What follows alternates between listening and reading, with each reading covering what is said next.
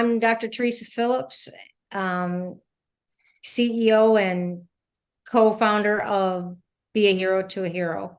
Yeah, and I'm Robert Phillips, a retired Air Force veteran of 30 years, and I'm like I said, a co-creator and co-CEO, if you want to call it that. Yeah, we're both co-CEOs. Of We're like Be a Hero to a Hero. Yeah, we're joined at the flag. I mean, our flag is joined as one. So what inspired both of you to create the organization? Well, for me, I was in the military. I know how, and I was deployed quite a bit. I was all over the world, and I started going to homes and seeing people, and I just kind of asked, who's been visited here. I actually started going to Hines, so I went to the paraplegic wing at Hines and started visiting just veterans, going up to, they would let me in. I'd go talk to them, and I find out, find out a lot of them maybe didn't have any family, have any visitors. I found out, I talked to people from World War II all the way up to the current conflicts, and it kind of inspired me. And I was like, what can I do for these veterans? Because Hines is an hour from our house, and I figured, well, you know what, maybe we should be able to do something here locally. So we started. Theresa actually came up with the idea of why don't we go to some of the local homes? And there's some conflicts at first when we first got in there because there's some misunderstandings about the previous organizations that were in there. And so they were really kind of skeptical because they didn't want us to sell them anything, nothing like that. And that wasn't our goal at all. And so I started building relationships with the facilities and the what do they call it? The entertainment folks, the ones that create the it's not that. I forget what it's called. Anyway, activities directors. And then we started at a couple homes and going to the veterans individually. We found some couples that were in the same homes. We've got evening, and first year we only had 15? We did 16. No, we did 28 stockings the very first year. And what had happened is that he saw somebody bring a stocking to someone, to a veteran at just somebody at the hospital at Hines. And obviously it must have been a veteran. And he said he was so moved by that. And so I mentioned it because I'm also a pastor of Praise Ministries International Church here in St. Charles, Illinois. And I mentioned it to our congregation. Hey, why don't we put some stockings together and do an outreach, for the holidays? And it started out with 28 stockings. And this last Christmas was 1,600 stockings to veterans locally. We were in 35 different facilities. And we did, I think, over 30 door drops of these are all medically confined veterans. People don't get out of their houses, the ones you don't really think about so much because you don't see them, right? They're not in the home. Being a veteran, I'm able to get to find out where people are at, where they live. And so we'd go and drop stockings off, even to the widows of the veterans as well. Yeah, some of those widows, some of them are veterans. And what had happened is that when we found out that they were widows, they were becoming shut-ins, and they weren't getting anything anywhere. Many of them, their children had rejected them for whatever reason, especially during COVID. Nobody saw anybody. So, and they were very lonely. So what we did is we put the stockings on the doorknobs, and we rang the doorbell, and they, one man stuck his nose out, and then he backed off, and the next thing you know, we get a little wave from a window. But to us, it was a matter of just letting these people know that are neglected and rejected in society. And we went to hospitals. I mean, we've been in hospitals, nursing homes, assisted living, veterans homes, and homeless shelters, and indigent women that are on the run with their children. They get stockings as well. And we have a lady in our, we call them Team Hero. We have a lady that has a contact with an organization that protects the women on the run and the children. So that's a secret drop off. And, we don't know who they are or where they're Right. going. Neither does she. All she knows is that there's a contact point and that she has to do a drop off there. And then there are several homeless shelters. And we have taken to our heart the veterans that are homeless. And we give them stockings. And what goes in the stockings are socks. They get 2 pairs of socks and t-shirts, toiletries, which is very, very important because they don't get a chance to do it. Everything is all travel size. And they get a Beanie Baby. And now people are like, what the heck is this about a Beanie Baby? Yeah. Well, in many of the facilities, especially in assisted living, many of them have like a small refrigerator or a microwave in their room. Well, a Beanie Baby can go in the freezer and be used as an ice pack, and it can go in the microwave and be used as a heating pad.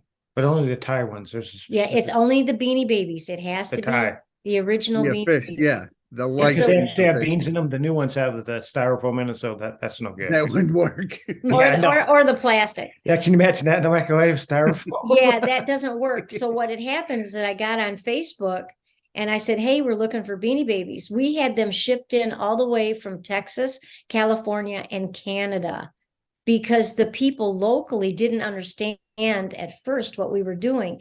And most of what we got from the stock for the stockings came from people out of state.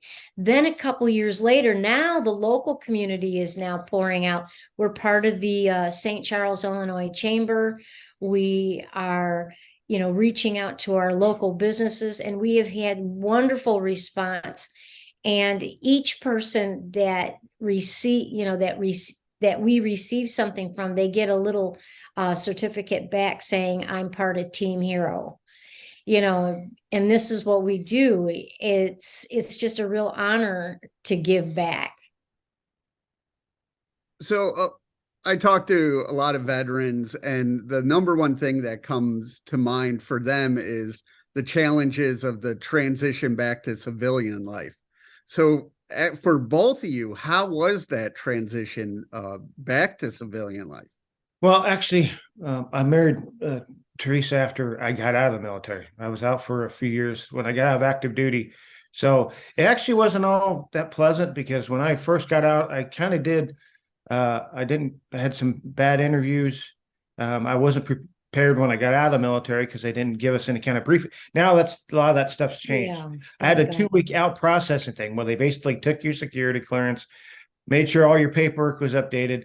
You went to your doctor appointment to, for your exit physical. And that was pretty much it. They didn't teach you nothing. They didn't introduce you. They just said, okay, where are you moving to? And then they packed everything up and until you found a facility or because if I lived on base, so it was a little bit rough. I lived in a couple of different places. I lived in Wisconsin at first.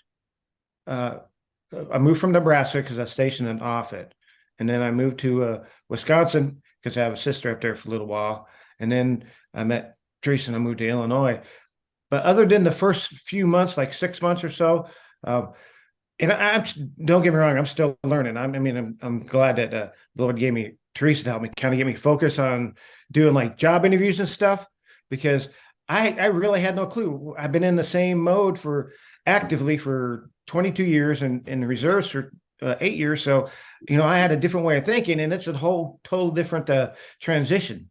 Yeah, it was really hard because I remember not long after we were married, I'd get up in the morning and he'd be sitting on the couch.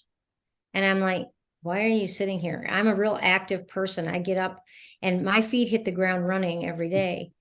And he says, I was waiting. And I said, what are you waiting for? He goes, I don't know. Well, then it dawned on me he was waiting for orders. You see, there was no acclimation. So I had to help him realize, hey, you don't have to wait for orders. You can hit the ground running. You can run out into the garden and you can go check on your flowers. You can go do this. You can go to the store. You can do whatever you want. You don't have to sit here and wait for someone to hand you a piece of paper or look it up or however it is that the order would come that day. You don't have to do that. And that took a while for him to realize that he was free from that, because that was a habit. That was what he did, is he got up every day, he dressed and knew what his orders were, and he had to wait and get going. And that was the only thing that was hard on us. And the fact that he had many times, because he was there on 9/11 with the president. He worked with Air Force One. He was part of the crew, maintenance crew. And, he would see something on 9/11 in the middle of the night, he'd be screaming. And I'd roll over and I'd actually slap his arm and go, hey, you're home now. You don't have to worry about that. And he'd snap right out of it. And I've been very blessed by that.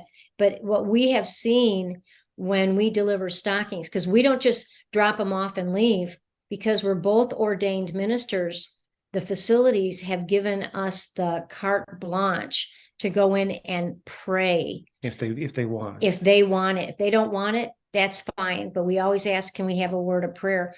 Many of these PTSD veterans that we have gone in and visited have had great response to our team. And I'll give you a little testimony about the gentleman. We walked into a room in a facility and we had the stocking in our hand. And this is what the stocking looks like, ladies and gentlemen. It looks like It's really kind of tiny. that. And it was this gentleman right here. We went in to pray for this gentleman, and we got to the room to give him the stocking, and there were several nurses in there, and they said he's passing away. And I said, well, we're ministers. Can we come in and pray for him? Absolutely. Because there had been nobody there to see him. And we went in there and we prayed, and we left the team outside. The two of us went in, and because I've been a minister for 35 years, I knew what to do in that aspect. And I said, just kind of follow along here. And I went in, put my hand on the gentleman. I began to pray, and I whispered to Robert, I said, we need to sing a song. Yeah. And we began to sing Amazing Grace. And I said to the team that was outside the door, I said, we're going to sing another song. And we sang Silent Night. And when we sang Silent Night, he opened his eyes and grabbed the stocking. There he is holding the stocking. This is a man who was on his deathbed. They told us he was not going to make it. He was perishing within the next few minutes. Well, he didn't die. He started singing along. He started singing along with us. But see, that's the thing. That's what the touch does. Yeah. See, when we went back to the original question, you said, what inspired us to do that, be heroes. We know there was people that don't get visited. Okay. We just know that. And so the whole idea was, if it was just the one time a year, because that's how we were able to do it at the time, at least they got that personal contact one time a year, knowing that someone there really cared for them. That's why we would sing a song. We usually go with the team, and it's called Team Hero. Yeah. So, and that's what it was. When this guy started singing Silent Night, it was actually pretty amazing. So it was actually miraculous. Yeah. The nurses in there said, what is going on here? And his vitals were normal.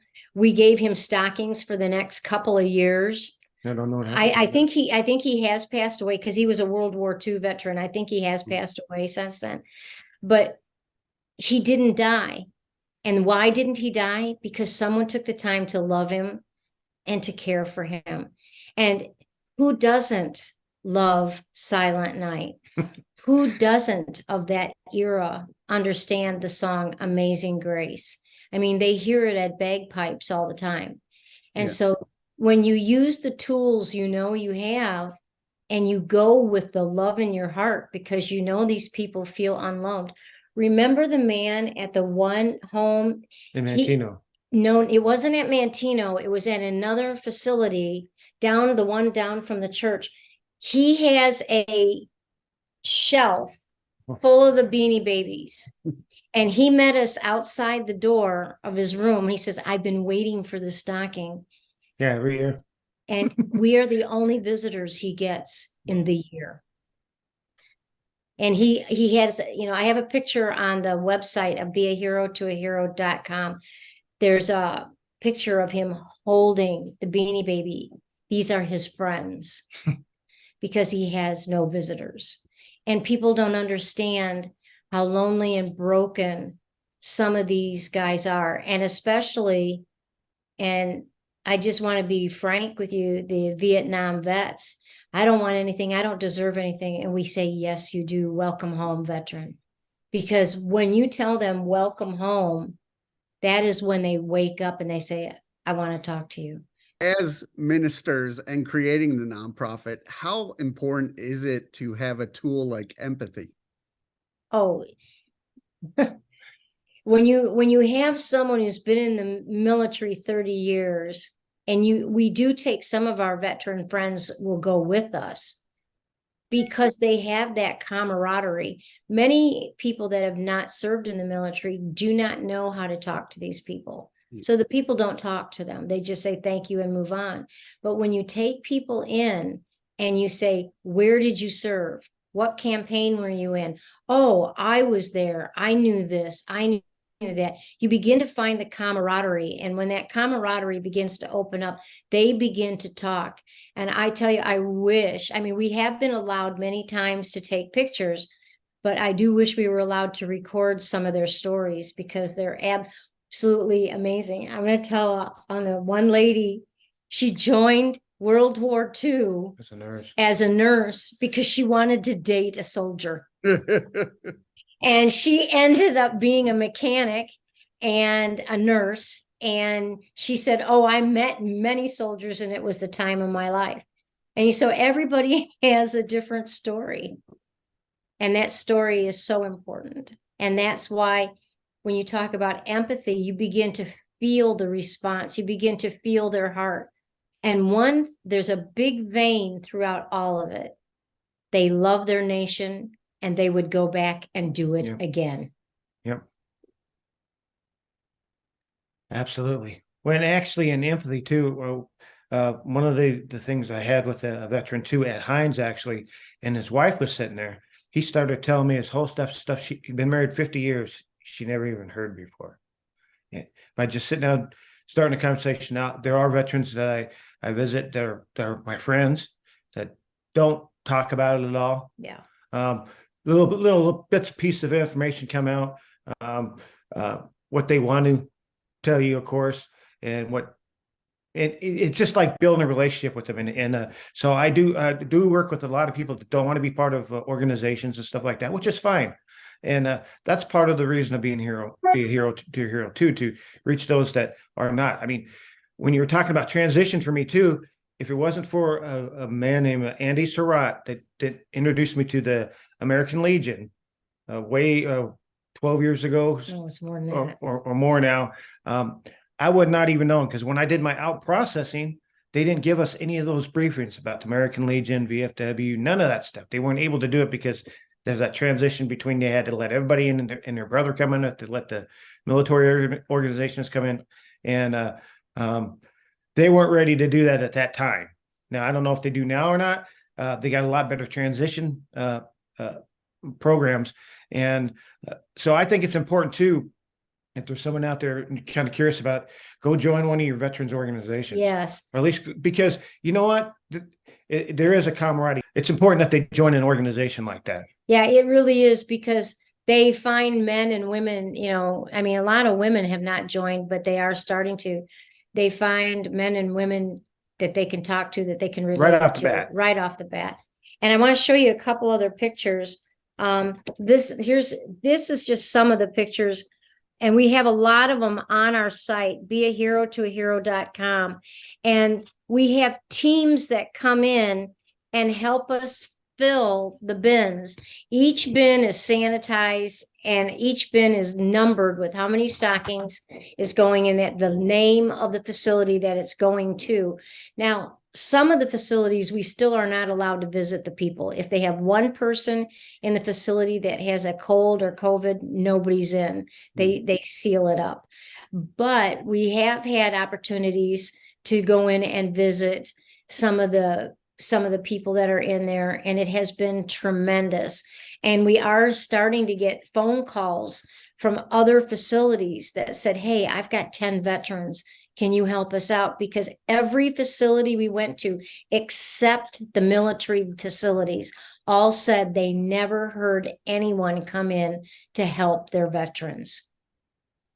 That when we came in, we were the first ones to say, we're here primarily for the veterans. They could have 400 people in their homeless or their facility, but we would get 75 veterans. And they were like, wow, you're the veteran people. You're the ones that are coming in with the stockings.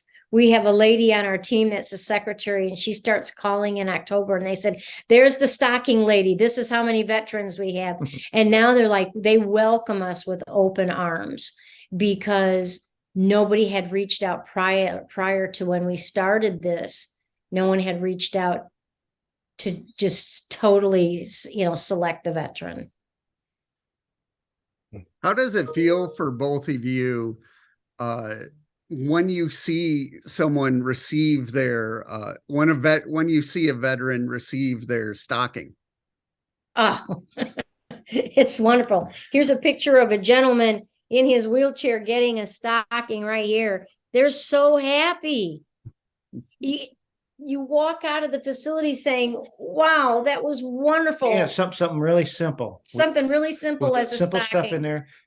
Because again, it's that empathy, that's that actually caring someone thought about you point that is important. It's a joyful feeling. That's why we keep doing it. Yeah, believe me, we're tired by the end of the year. Oh my gosh, we do Christmas Day's tiring. We do a couple other events now during the holidays during the year now too. We don't get to as many facilities as actually do on Christmas, right? Because our team's limited, so we only get so much. So many, but our funds are limited too. I mean, yeah. We only have so much, and we are just now starting to take donations already for this year. The other morning I woke up and there was a bag on the front porch of Beanie Babies, and I was so excited. Beanie Babies, we got Beanie Babies, because whenever somebody comes in with Beanie Babies, there's a big yay, everybody applauds because they're so hard to come by. Yeah. But it's such a joy to give to those that have been neglected and rejected and are so happy to have a visitor. They're so happy. And now our American Legion, they now have a team from the American Legion. Since we started this, they are now visiting veterans at facilities on a regular basis. Helping them get their veteran benefits they may not have known about. Yeah. Oh, they're real awesome. And they're actually going to 4 or 5 facilities now on and a regular basis. We're very excited about that because they have been the American Legion, the VFW, and the AM Vets and the auxiliary have been our primary financial helpers for Be a Hero to a Hero. We've had very little financial help anywhere else, and everything else comes out of Rob's and my pocket, or the team. The team will say, hey, I've got an extra $50. Let me give it to you. Do that. And we get all the t-shirts. We make sure everything is sanitized. Everything is clean. The teams are sanitized. We stop every 15, 20 minutes and you re-sanitize your hands. And this wasn't because of COVID. This is something we did because these are people that are in hospital type situations, and you don't want any kind of bacteria. And when they come in to fill stockings, they have to fill out a whole harmless agreement. They have to give us their name, address, phone number. They have to tell us if they've been sick. They have to sanitize their hands before they even walk into the area to fill the stockings. And we dismantle our entire sanctuary of our church is dismantled for 5 weeks in order to fill the stockings. And so when we have church, they're having church sitting on a bin, sitting around a bin, because this is all we have, and people go, I can't believe this is going on in this little church, but this group and we have our own 501c3 under the Independent Assemblies of God International as a ministry outreach. It is separate from the church, but it is housed at the church because we have no other place to house it. Yeah. With both of you working together on the nonprofit, what have you learned from each other? Well, actually, I think it's been a good complemental thing for the both of us because, well, we've learned how to, we actually do communicate very well together. She does most of the work, believe me. I do collections. I help put things together. I help go to the facilities. But she's the main person that makes sure that everything is set up when we got for the stocking put together. We got our secretary to make sure we know how many to take, where we're going. And then we've got Barb. Yeah, and then Barb's our drill sergeant. Yeah, but we work very well together. I think it's actually helped our relationship too, because you know what? There's something about reaching out to other people that compliment yourself, because you not and of course it's complimenting, giving honor to the person and to God, As a matter and of to your fact, community. So tomorrow or today, after we're done with this broadcast, he received a phone call from someone up near Huntley, and that's almost an hour away, and says, I have socks for you. And he's going to go get those today, and those will go in storage because by the end of October, we start filling stockings. yeah, the first year we really kind of did it like at the last minute. Well, you can't do that. No, and that's what we kind of learned no. with the 501c3 is you got to constantly work. The financial part of it always seems to work out.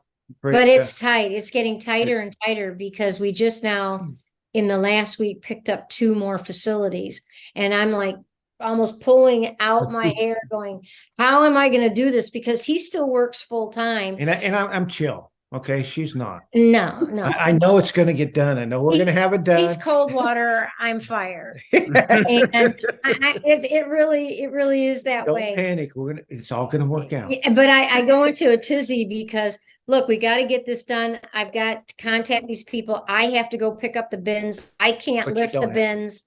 I mean, I have to go to all the businesses around here to pick them up because he's working. But he helps when the bins are full. He's there with, he'll even grab the guys from the Veteran Center and say, get over here and help us fill these stockings. And, he starts dogging them. Come on, get over here. We need some help, but we have had some wonderful youth groups have come in. We've had some scouts have come in. Mm-hmm. We've had people that just saw it on Facebook and said, hey, can I come fill stockings? And it's just been wonderful to see the people come in. And, we sing Christmas carols and we have refreshments for them. But you know what? They don't usually go get the refreshments. They're in there saying, no, we're here to work. They roll up their sleeves and they say, what can we do for our veterans? And so in July, we will be having Christmas in July at the parking lot at 1150 North 5th Avenue in St. Charles. That's where Praise Ministries International Church is. That is going to be a collection and fundraiser. We have a jar there for people to put finances in. And we have Christmas in July. We have come take pictures with Santa Claus on vacation. And we have that. We have a food truck. And we have many of our veterans get up and give a talk about their time in the service, because this is when people can actually listen to some of their stories.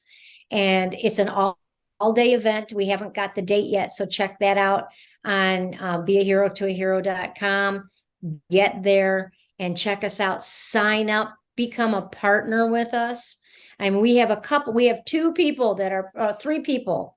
2 businesses and 1 citizen that is a partner with us for $10 a month. And we are so thankful for that, because that's $120 a year. Mm-hmm. And that $120 can get us about almost 100 stockings. So you see, if every little penny helps. If somebody hands Rob a $20 bill, we don't go, oh, gee, I wish it was 200. We're just so grateful. He immediately gets it in the bank. And we now have a jar in our home because my son is a contractor and all his business guys come in and he shakes the jar. Empty your pockets for be a hero to a hero.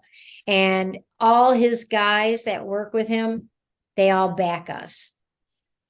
And it's just been wonderful. We have another man that lives in Geneva that does a fundraiser in his backyard garden. He brings in a food truck, takes up an offering, and has a big bin in hand. The only way you can get in to hear the band is that you've got to bring something for Be a Hero. Yeah, it's a block party. It's actually fun.